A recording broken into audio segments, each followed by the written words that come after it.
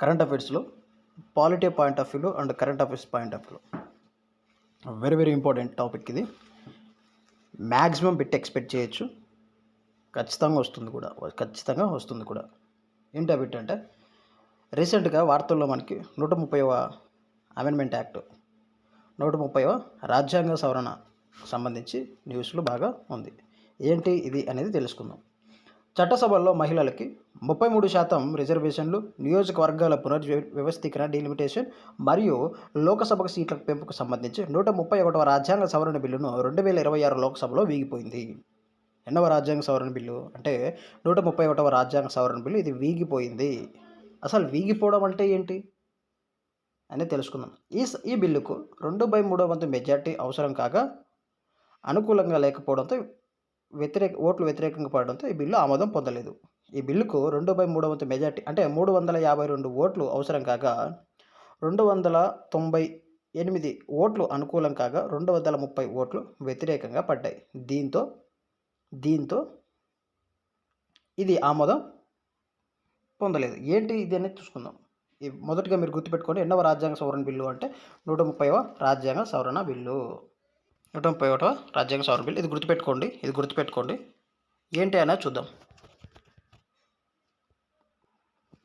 సవరణ అంటే ఏంటి చూద్దాం. మొదటగా సవరణ అంటే ఏంటి అంటే ఎక్కడి నుంచి తీసుకున్నాము, ఎన్నో ఆర్టికల్ తెలియజేస్తుంది అనేది చూద్దాం. భారత రాజ్యాంగంలో ఆర్టికల్ 368 తెలుపుతుంది. సవరణ గురించి తెలుపుతున్నది ఏంటి అంటే భారత రాజ్యాంగంలో ఆర్టికల్ 368 సవరణ గురించి తెలుపుతుంది. ఇది ఇంపార్టెంట్.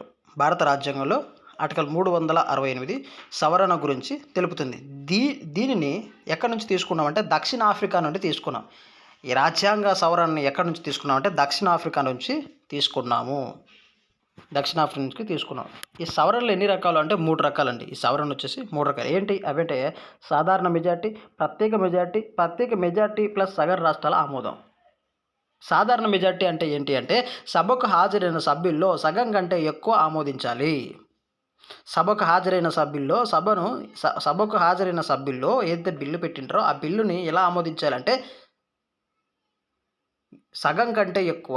ఫర్ ఎగ్జాంపుల్ ఒకటి ఉందనుకోండి, ఒక బిల్లు పెట్టారు, సభలో 100 మంది ఉన్నారు. అప్పుడు సగం కంటే ఎక్కువ అంటే సగం అంటే 50 ఇలా 50+1 ఆమోదిస్తే సరిపోతుంది. 50% +1 అంటే సగము +1 ఒకరున్న సరిపోతుంది. నెక్స్ట్ ప్రత్యేక మెజార్టీ అంటే ఏంటంటే ఇక్కడ 2/3 వంతు ఆమోదించాలండి. 2/3 వంతు ఆమోదించాలి. ప్రత్యేక ప్లస్ సగం రాష్ట్రాల ఆమోదం అంటే ఏంటంటే 2/3 వంతు ప్లస్ సగం రాష్ట్రాల ఆమోదం అంటే మొత్తం సభ్యులు 2/3 వంతు ప్లస్ సగం రాష్ట్రాల ఆమోదం ఇంపార్టెంటు. ఇవి గుర్తుపెట్టుకోండి. ఈ పాయింట్ ఆఫ్ వ్యూలో ఇది ఎక్కడ ఎలా అయినా అడగచ్చు బిట్టు. ఈ రాజ్యాంగ సవరణ ఎక్కడి నుంచి తీసుకున్నామని అడిగే ఛాన్సెస్ ఉన్నాయి. ఏ ఆర్టికల్ తెలుపుతుంది అడిగే ఛాన్సెస్ ఉన్నాయి.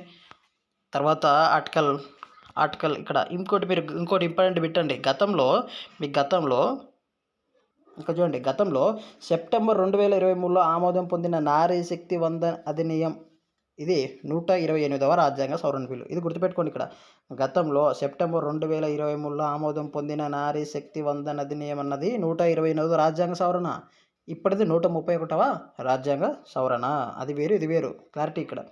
ఇది 128వ రాజ్యాంగ సవరణ అనేది మహిళలకు 33% రిజర్వేషన్ ఎక్కడ అంటే లోకసభ మరియు అసెంబ్లీలలో అది ఇది వేరు. ఓకే, క్లియర్ కదా. ఇక్కడ క్లియర్ గుర్తుపెట్టుకోండి. మీరు కన్ఫ్యూజ్ అవుతారని ఈ పాయింట్ ఆఫ్ వ్యూ ఇచ్చే ఛాన్సెస్ చాలా ఎక్కువగా ఉన్నాయి. చట్టసభల్లో మహిళలకు ఎంత శాతం రిజర్వేషన్ కల్పిస్తూ కేంద్ర లోకసభ తీసుకున్న ఎన్నవ రాజ్యాంగ సవరణ బిల్లు వీగిపోయింది. Question is clear. చట్టసభల్లో మహిళలకు ఎంత శాతం రిజర్వేషన్ని కల్పిస్తూ కేంద్రం లోకసభలో తీసుకువచ్చిన ఎన్నవ రాజ్యాంగ సవరణ బిల్లు వీగిపోయింది అంటే ఇలా అడగచ్చండి. 128, 131.